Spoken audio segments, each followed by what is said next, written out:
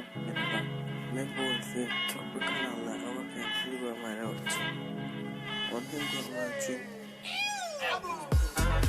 kanalda böyle bu programa koymak istedim var.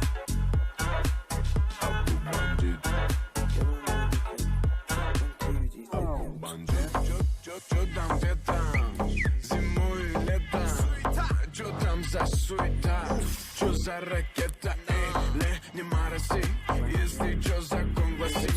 Не пожимайте чертям лапу, если чё на связи. Megabyte dedim. Ve altına seviyorum ki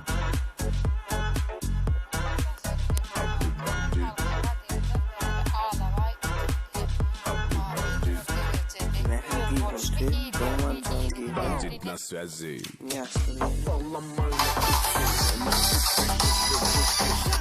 Где-то там суета, обудай. Чтобы не откинуться после плотного обеда, срочно надо скинуться.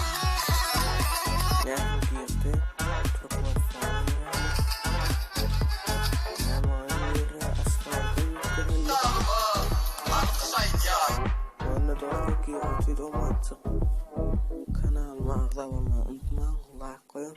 Komentar önemli. İstemiyorsanız yazın. Böyle çok olur.